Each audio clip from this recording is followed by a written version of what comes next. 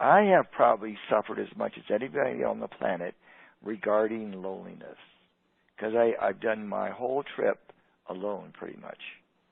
Never had a companion, never had a wife to nag, well, I've had dogs. That was good because they wouldn't talk back. They would be companions, as they are supposed to be for us. But I would say feeling lonely, that I'm a master at that, because I experienced that for a long time. Going here, there, and everywhere, physically, looking for my home, looking for the right job. I guess looking for my tribe in a way, but I always did it physically alone. And I would have many nights just thinking about my loneliness. And, I used to ask 1,000 questions to God. Why am I doing this alone? Why can't I have a companion? Or can I have some really good buddies? Or, soul tribe people to... But, I have throughout my life in pockets, not in large numbers. But when I look back, I have had people that would take me in, so to speak, and became soul family for the time that I was living in whatever area. But, I even went to college alone, and that was probably good because it forced me to study and to focus on reading all the books that I had to read. And I know a lot of people have this sense of aloneness, that you don't have to be there. So today, in part, as you know, with these activations, will help guide you to the place where you don't feel alone. And even if you only experience it for 4 minutes,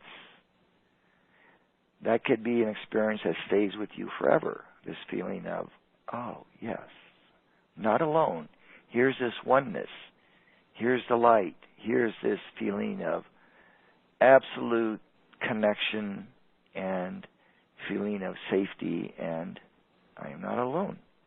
I think humans, and we're not humans, but we'll just say us in human bodies here on this planet, I think one of the things that we do suffer from is a sense of isolation, spiritual isolation and aloneness. And I've got nobody to talk to on the deepest level, not even my husband, or not even my kids, or not even my parents, or my wife. Why is that? I think that's a challenge.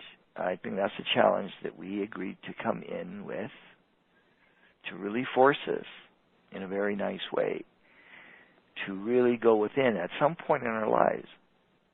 Because all the masters, they've all said that.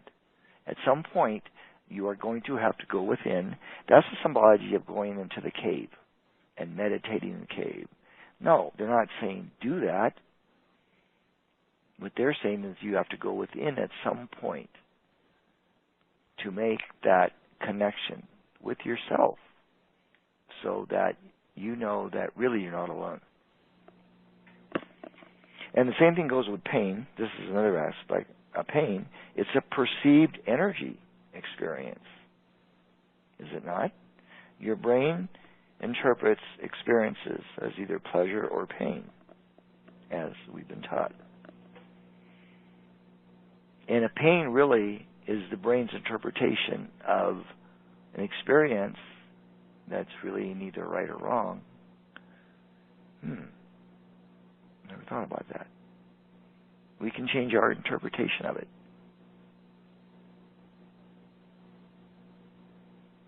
Okay, so everybody take a deep breath. Just relax. Call in the comedy team.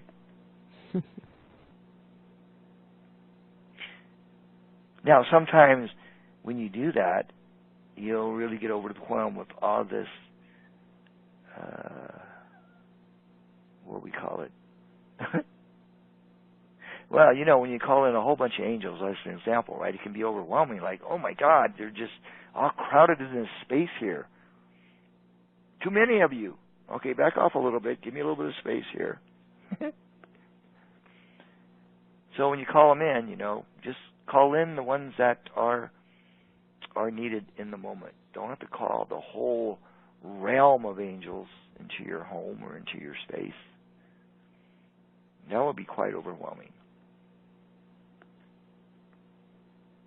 That's like when you ask for rain. Hey, we need rain. Okay, don't call for a flood, though.